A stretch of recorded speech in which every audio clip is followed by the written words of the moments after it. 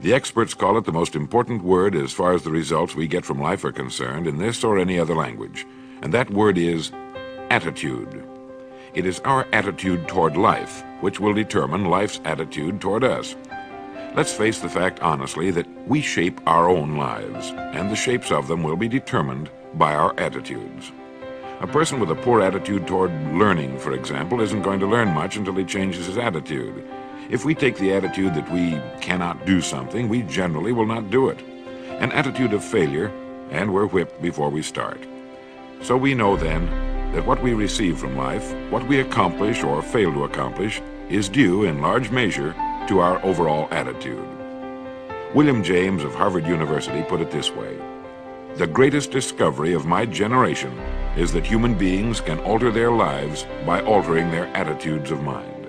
And isn't it wonderful that we have this measure of control?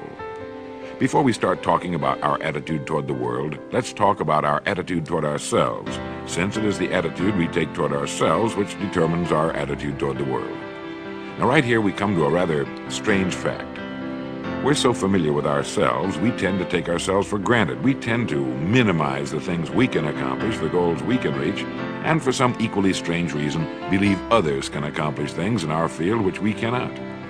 There are literally millions of human beings living narrow, darkened, frustrated lives, living defensively, simply because they take a defensive, doubtful attitude toward themselves, and as a result, toward life in general.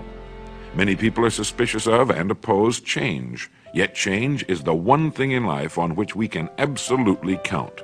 People who stay young all the years of their lives not only welcome change, but see it for what it really is: new opportunity, new chances for further fulfillment.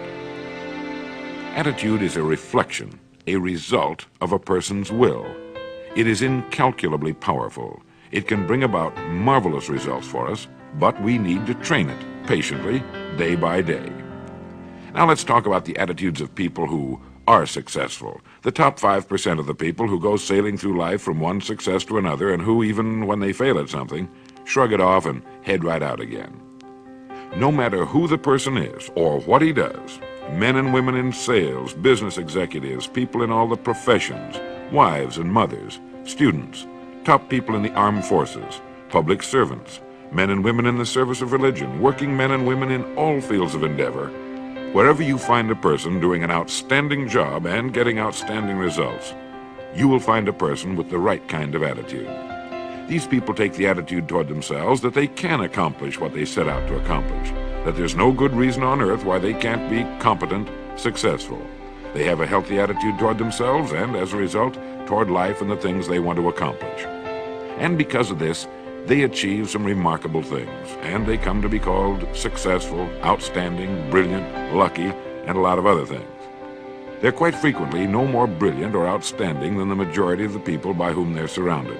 But they did develop the right attitude, and they found their accomplishments not too difficult, and many times surprisingly easy, simply because it seems that so few are really trying, really believe in themselves. Successful people come in all shapes and sizes and in widely varying degrees of intelligence, background, and so on. But they all have one thing in common. They expect more good out of life than bad. They expect to succeed more than they fail. If you want something worthwhile, take the attitude that there are a lot more reasons why you can have it than there are that you cannot, and set out to earn it. Go after it, work at it, ask for it, and 9 times out of 10, you'll get it. Our environment is really a mirror of our mental attitude. If we don't like our environment, we have to change our attitude first. Now, the world plays no favorites. It's impersonal. It doesn't care whether we change or not. Adopting a good, healthy attitude toward life doesn't affect the world and the people in it nearly as much as it affects us. It would be impossible to even estimate the number of jobs which have been lost, the number of promotions missed, the number of sales not made, the number of marriages ruined by poor attitudes. But you can number in the millions the jobs which are held but hated, the marriages which are tolerated but unhappy, all because of people who are waiting for the world and others to change toward them, instead of being big enough and wise enough to at least make a test which will prove beyond any shadow of a doubt where most or at least a big part of the trouble lies. Studies made of the lives of literally thousands of successful people have shown that they radiate confidence, assurance, they expect success, and they get success. You can spot these people by the way they walk, by the way they look and act. You can feel it about them when they enter a room. They may be short and fat, or tall and thin, or any combination in between, but they have about them the attitude of success. In the record Greener Pastures, I'll get into this next statement, but right now I want you to realize, if you don't already, that in 5 years or less, you can get right to the top of the work you're now doing. I know this, but the important question here is, do you know this? The minute you do know it, you'll have this right attitude I'm talking about. The easiest and most effective means of forming a good attitude habit is to begin to act as though you have a good, positive, expectant attitude toward life. That's right. Begin right now to walk, act, and look as though you belong to this group. If you're already in the top 5%, you'll know what I mean. If you've never tried it, you'll be amazed at what happens. Actions trigger feelings, just as feelings trigger actions. And what I'm trying to say is that you must first become, mentally, from an attitude standpoint, that which you wish to achieve. In short, his attitude had been one of success, of expecting success, long before the material, the tangible rewards of success had been earned. For now, remember that a person must act, look, and because of these things, feel successful before the success he seeks can come. Chances are you know people who seem to be what others call lucky. All kinds of good and wonderful things seem to happen to them, and they give the impression of happily sailing through life, having a wonderful time, and getting more accomplished in a year than most people do in 5. Now, it makes no difference how good a person's attitude has been in the past. Anything can be improved upon, and it's the small refinements upon something already good that makes it great. So here's the test.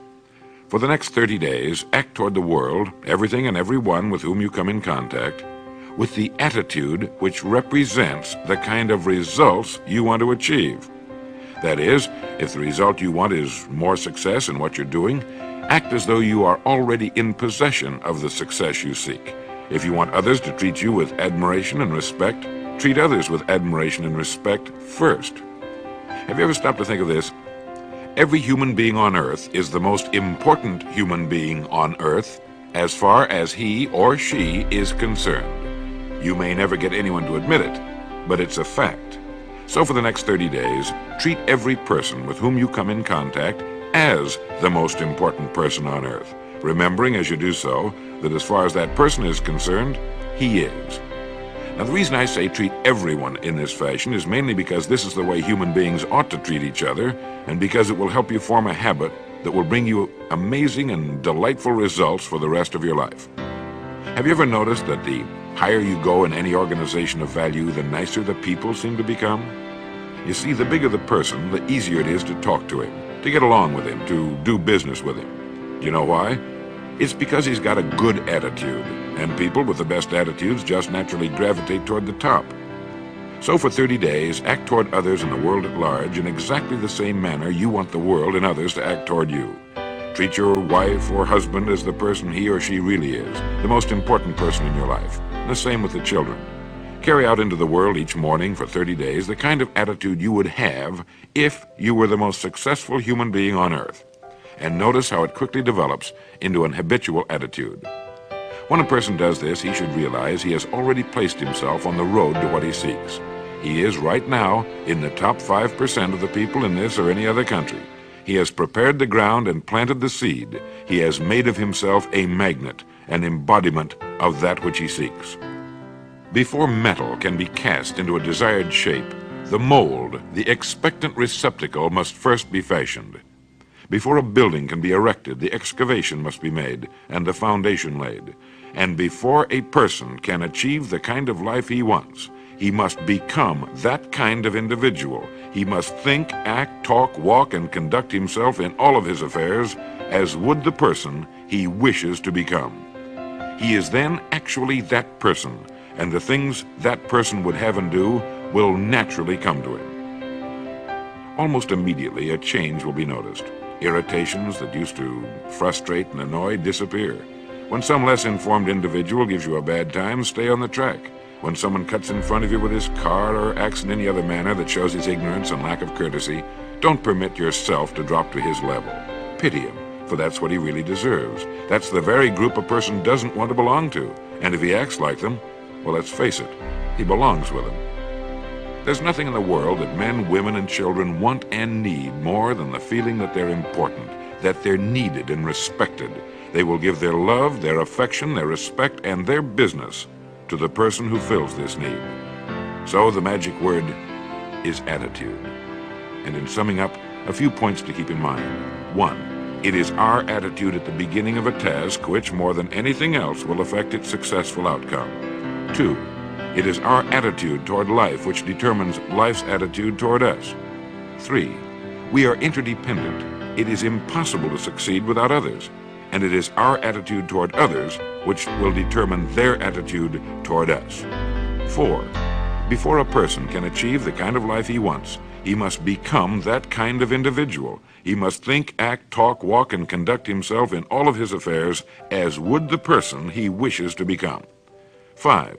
The higher you go in any organization of value, the better will be the attitudes you will find. 6. Your mind can hold only one thought at a time, and since there's nothing at all to be gained by being negative, be positive.